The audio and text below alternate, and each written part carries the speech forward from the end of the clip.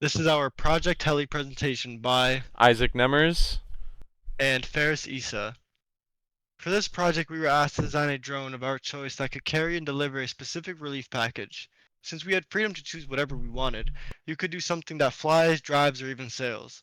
However, the drone had to be able to pick up the package using some sort of delivery mechanism, and the drone also had to have some sort of propulsion system that would make it move. Delivery mechanism could have only one motor, and same thing for the propulsion system. There was also some minor things that all drones have to have, such as the batteries, charging ports, and a microcontroller. For the first part of this project, we were asked to design a mind map with ideas for drones that we could do for this project. There wasn't really any requirements for this part, just that you needed at least 3 subtopics and 3 ideas from this topic, from those topics, as well as some pictures. We just started by doing the 3 subtopics and making them things that we have vehicles for. Then we came up with some ideas for each of those topics. We learned that it's important to come up with as many ideas as possible so you can have backups if needed. In the picture to the left, you can see that we have all of our subtopics around our main topics, so then we can have an idea of what we could do for air, ground, or even water.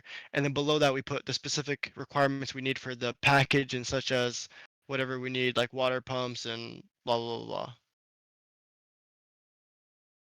So this was the second part of the Imagine portion of this project. For this part, we were asked to make a basic sketch of the 2 drone choices that we decided to make out of our mind map. We needed to include a little description of each drone about roughly how much it would cost, how much of it could be made out of recyclable materials, and roughly how many parts there would be in each one. We started with a rough sketch of the outline of the body and just kept adding details to it until we thought it was complete.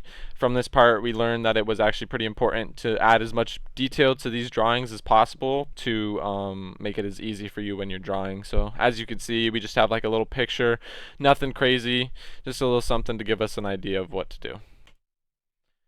And then the select portion of this project was where we chose the drone we were going to build for the project. We were given this Excel sheet with this chart, and we had to scale each section for our drones. We basically just went through each criteria and scored our drones based off what we thought was right. It didn't matter which one scored highest or which one scored lowest, but we still ended up choosing the highest scoring one.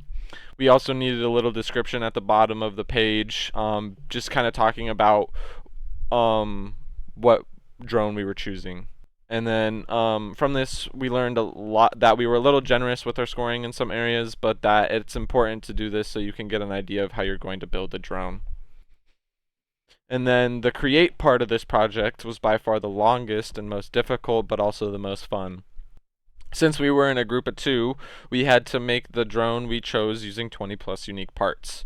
Like we said previously, the drone could have only one motor for the propulsion system and one for the delivery mechanism, as well as a power source, microcontroller, and charging ports. We also had to use a total of 10 different SolidWorks features and 5 different mates. Basically, we just started with the cabin body and we found a tutorial of an idea we liked for it and tweaked it a little bit to look better in our opinion and also to match the size of the box.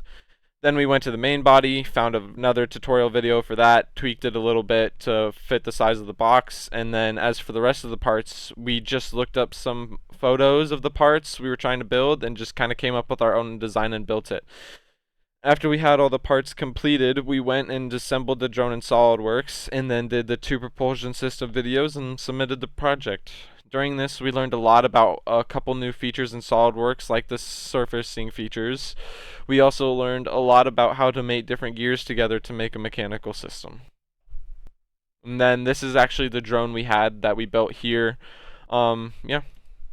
And then the share part of this project was where we were asked to create drawings for 10 of the 20 parts we built, and we also had to do one for the assembly as well. As for the parts, we needed to have as many views as needed, including isometric and all dimensions required for someone else to be able to build the part. As for the assembly, we needed to include an alternate view, section view, exploded view, and a bill of materials. We were able to fit the isometric view, front view, top view, right view, alternate views, and section view all in one page. For the assemblies, the exploded view had to go on to the second sheet by itself, and then the bomb ended up on sheet 3 by itself. After we had all the views needed, we went through each part on the bill of materials and added a description, the fabrication method we would use. Then we went through each part and added the material we wanted to make the part out of. After we used that, we used the costing tool in SolidWorks to figure out how much each part would cost based on the material and fabrication method used. After we did that for every part, we added up the cost of every single part, keeping in mind of how many of each are used, and got our total cost, which came out to be $481.75, which is less than $20 off what we guessed it would cost. On this last part of the project, we learned how to make drawings for parts and assemblies. We also learned how to fully define the parts in a drawing and how to know what views are needed and what ones aren't. For the assembly drawing, we got to cover a couple of different views you can do for an assembly drawing, as well as how to do the exploded view and how to set up a bill of materials. And then in conclusion, the utilization of SolidWorks for 3D design of a helicopter drone offers a multitude of benefits, ranging from precision engineering to streamlined prototyping. As a team, we were able to complete our design of the helicopter with all the parts necessary to be able to deliver the package we were assigned.